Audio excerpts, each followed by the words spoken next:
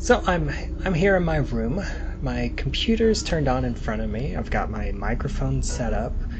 I have a notepad open. It's got my notes about my podcast. It's time to rewind.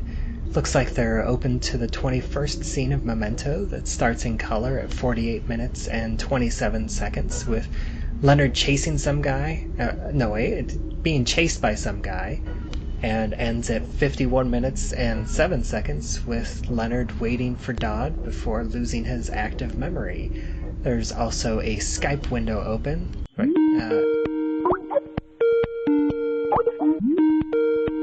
who is this? This is Eric Deutsch, your co-host. Oh, of course. And who are you? I am Nick Rehak. Well, welcome back. It's good to have you back. And the last scene I said is my second favorite scene in this movie, and this is my favorite scene in the movie. And this is honestly, like, whenever I think about Memento, this is kind of the first scene that I think about. I feel like it just encapsulates this format in a perfect way, that how they just jump into the middle of this action scene where you don't know what's going on. But not only that, the main character doesn't know what's going on. I think it's also, in my opinion, it's the funniest line of the movie. I'm chasing this guy. No, he's chasing me. Yes. And he really sells that moment. Like, just the look on his face whenever he starts running towards Dodd, and then Dodd pulls the gun on him, and then just that look of surprise, and it's like, no, he's chasing me. Now, this is really fascinating to me that he would have a memory change in the middle of something like this.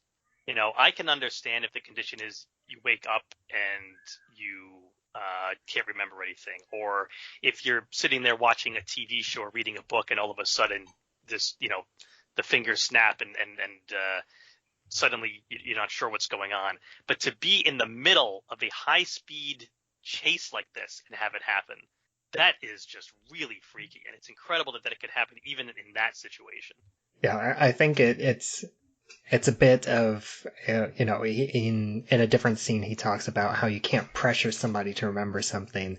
That's, he's under an immense amount of pressure, and there's a lot of stuff going on around him. And I think that it's set up well too, because at the moment that we jump into it, he has kind of lost sight of Dodd. And so he's been kind of out of eyesight for maybe 5 seconds, 5 to 10 seconds. And in the previous scene, we saw how just him losing focus on something for like that 5 seconds that he's sitting there. Or actually, I think, actually we see that at the end of this scene with him, getting ready to whack Dodd on the head with a bottle whenever he comes in. And in just the course of 5 seconds, he just leans back, and then suddenly his memory is gone. Which always impressed me, because I always thought in that particular scene that we had just discussed, he was kind of waking up. But no, it's just he's kind of sitting there, and then it just kind of resets, if you will, and now he's kind of back at what's going on. I don't feel drunk, and then we go from there. And I think it's funny and worth noting that as you see him running around, you see him adjust the Polaroid camera that's swinging from his shoulder strap. And he's, in this entire batch of scenes, he's constantly just like readjusting this Polaroid camera hanging from his shoulder. And I think that does a few things. For one, it is this kind of constant reminder of his condition, of just drawing attention to this Polaroid camera that is literally his memory at this point in time. But also, I think it helps point out the fact that Leonard is not really an action star. He's just somebody caught up in the middle of this action scene doing the best that he can. Well, and it shows also just the muscle memory of, he knows how important that Polaroid camera is, and no matter what's going on, he's got to make sure that he does not drop it, he does not lose it, he does not break it. Yeah. And I think it's funny that this chase scene is basically, whenever you think about it, he basically just got chased around in a circle because he started at his car and then he ends at his car. And there's also this bit of a continuity cheat because if in the next scene, whenever you see Dodd pull in, he basically blocks him in. But here, whenever he goes to leave, his Jag is, free and clear to back out. And I would like to just shout out that when we see his Jag pull away, there is a store there on the street that would be awesome for a lot of us geeks out there selling comic books and Star Wars gear and baseball cards, as you can see in the nicely painted window there across the street. Yeah, the only word you can see is baseball, which I'm sure the rest of it will be baseball card and comic shop or something along those lines. And yeah, you can definitely see a lot of logos. You see the Topps logo, for the baseball cards. You see the WWF. You see Pokemon, the Superman symbol, Star Wars, the Batman symbol. I think it's great. I even recognize, they got Spawn on there. I think there's Marvel at the top, and then there's a couple others that I can't entirely make out. I think one of them might be like Magic the Gathering, but I'm not entirely sure. I can't tell. I think the Diamond one might be, like Upper Deck or another. I think that's Upper Deck, yeah. Yeah. Oh, and the one below WWF is Spider-Man, of course. You know what? The one above Batman, I think you're right. I think it's like a Magic or like Wizards of the Coast because of the way it's like kind of arced like that. Yeah, I think the coloring and the shape of it, I think it is Magic, as in Magic the Gathering. And yeah, that definitely stood out to me too, as well. And then as he's driving, again, we see him, pull out his Polaroids and notes in order to have this something to keep focus on while he's driving, so he doesn't lose his memory while driving. And he gets this idea to go to Dodd's motel room to get the jump on him. I also like that he kind of takes the time to slow up and ease into the parking structure rather than just slam on in there, going up that like kind of hill or ramp, if you will. Like it's a chase, you're scared and you're running for your life essentially, and you're like, well, let me not do too much damage to the car, and then continue. Because then he just whips it on into that parking space anyway. So the speed is there, but he just like cools the jets for a little bit. Yeah, you don't want to bottom out your Jag. Yeah. And I like how the exterior of this Moncrest Inn, it feels very similar to the Discount Inn, and it really helps. It helps sell this like anonymity and this similarity between all these various hotel and motel rooms that, and Leonard mentions it more than once. You're in an indescript or anonymous motel room, and yeah, that like I almost forgot that this was not also the Discount Inn, that this is a different hotel, because it does look very similar with the blue and beige color scheme. Yeah, I could see someone who's maybe not fully paying attention when they're watching this movie to thinking it's the same hotel. Mm-hmm. But it works to the film's advantage because it gives that extra disorienting effect. Right. Yeah.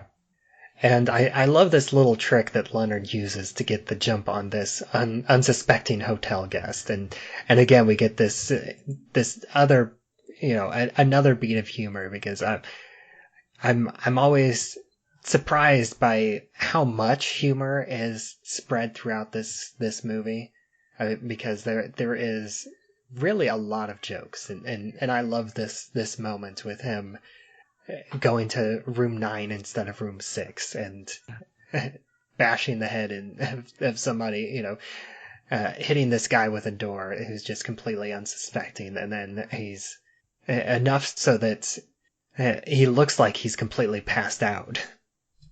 Yeah, poor guy. Yeah, and not only that, but just Leonard's reaction was just like, oh, sorry. And I mean, the guy is out. He cannot hear you apologizing.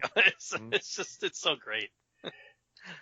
Yeah, and then we get this moment of like I almost want to call it like unrequited suspense, because you think that there might be somebody in this room as well.